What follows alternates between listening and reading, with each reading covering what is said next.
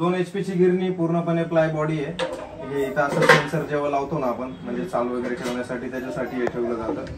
वरती हॉपर आहे, ही रिंग आहे, हा डब्बा आहे. या डब्यामध्ये तुम्हाला या वेगवेगळ्या प्रकारच्या जाळ्या दिल्यात. जाळ्यांचा वापर कसा करायचा ते याच्यावर लिहिलेलं आहे. पण एक बेसिकली 2 नंबरची भाकरीसाठी आणि 1 नंबरची चपातीसाठी आपण वापरतो. आता आपण गव्हाचं दळणार आहे, तर त्याच्यासाठी आपण 1 नंबरची लावलेली आहे. 1 2 3 4 5 6. हा ठीक आहे, जाळीच्या पाठी नंबर आहे, हा 1 नंबर आहे. या बाकीच्या जाळ्या इथे ठेवतो किंवा इथे ठेवतो. जपून वापरायच्या, जाळ्या आपटायच्या नाही, बेंड होतात. ही जाळी आहे, ही जाळी लावण्याची अशी पद्धत आहे. ही जाळी अशी लावायची, ब्लेड फिरवून बघायचं जाळी तुमची लागलेली आहे, ही अशी लावायची.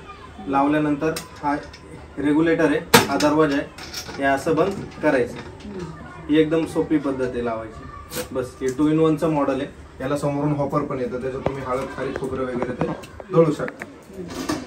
हे हॉपर सोबत तुम्हाला जाळ्या, हा ब्रश येतो, ही कॉटन बॅग येते. ब्रश हा जाळ्या साफ करण्यासाठी. जाळी काढली, मशीनचं ऑपरेटिंग झालं, मशीन गरम असते, थोड्या वेळाने जर तुम्ही जाळी बाहेर काढली तर अशी साफ करायची. जाळी आपटायची नाही, बेंड होते, बेंड झाल्यावर पीठ जाळ येतं. ही कॉटन बॅग आहे याच्यासोबत दिलेली. कॉटन बॅग वॉशेबल आहे, धुवू शकता, धुतली नाही तरी चालेल, नुसती झटकली तरी चालेल. ही कॉटन बॅग आहे, याला 2 बाजू असतात, एक मोठी बाजू असते, एक लहान बाजू असते. लहान बाजू जो इकडे दिलेला चौकोन आहे हा वरचा, या चौकोनाला लागते. हा डब्बा आहे, त्या डब्याला ही रिंग आहे, ही रिंग प्लास्टिक मध्ये, याला क्लिप आहे, 1 2 3 4 या क्लिप आहे. ही कॉटन बॅग आहे, ही कॉटन बॅग याच्यामध्ये तुम्हाला अशी अडकवायची. ही अशी अडकवली,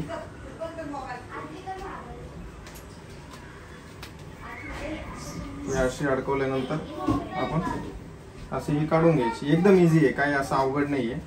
हे असं केल्यानंतर याच्यात तुम्हाला लावायचं आहे. याच्यात लावल्यानंतर ह्या क्लिप्स आहेत बघा, या क्लिप्स याच्यात अडकवून द्यायच्या. हा झाला तुमचा आता सेटअप. आता हा काढला नाही काढला तरी चालेल. हा डब्बा आहे, खाली असं दिलेलं आहे नुसतं ठेवायला. आतून तुम्हाला पूर्णपणे स्टील बॉडी आहे आणि वरतून हे आपल्याला याच्यामध्ये स्क्वेअर मध्ये लावायचं.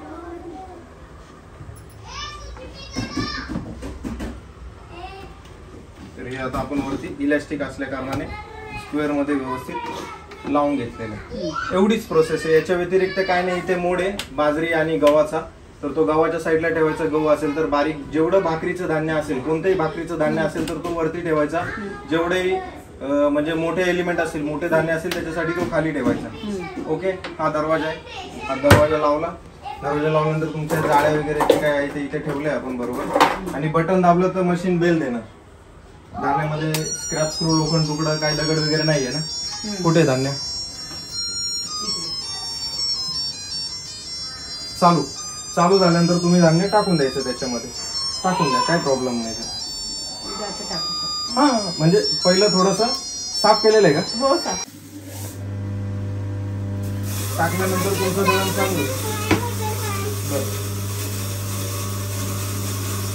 बेल देणार. बेल दिल्यानंतर तुम्हाला डोअर ओपन करायचा आहे. डोअर ओपन केल्यानंतर आतमध्ये तुम्ही बघू शकता डब्यामध्ये हा बेल देणार, इंडिकेशन देणार, म्युझिक बेल देणार. याच्यामध्ये आपण जो काय तो पिठाचा फायनल रिझल्ट बघू काय आलेला आहे तो.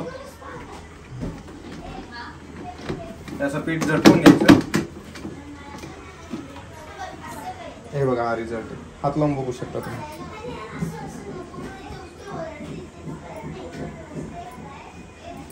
ओके ठीक आहे चालेल. या प्रकारे रिझल्ट येईल. जे काही आपलं धान्य वगैरे भविष्यात असेल ते असं दळावं लागेल. हे पहिलं तुम्हाला टाकून द्यावं लागेल. आणि बाकीचं मग हे कॉटन बॅग वगैरे आहे, हे तुम्ही झटकून पुसून वगैरे घेऊ शकता. आता हे समजा हे टाकलं तुम्ही, मध्ये जो नष्ट झालेला भाग आहे हा कोंडा आहे, हा कोंडा इथेच राहिलेला आहे. मग तो कोंडा तुम्ही त्या ब्रशच्या साहाय्याने काढू शकता. जशी मशीन तुमची 5 मिनिटांनी थंड होईल, 5-10 मिनिटांनी, 15 मिनिटांनी, तसं तुम्ही काढू शकता. मग हा जो कोंडा आहे, हा राहिलेला कोंडा आहे, हा बारीक नाही झाला, मग तो बाहेर आला. आता जाळी काढल्यानंतर तुम्हाला दाखवतो. जाळी काढल्यानंतर जाळी गरम लागेल. जाळी आपटायची नाही, जाळी फक्त आणि फक्त ब्रशने साफ करायची. ब्रश आहे का बरोबर, ब्रश याच्यात ब्रश.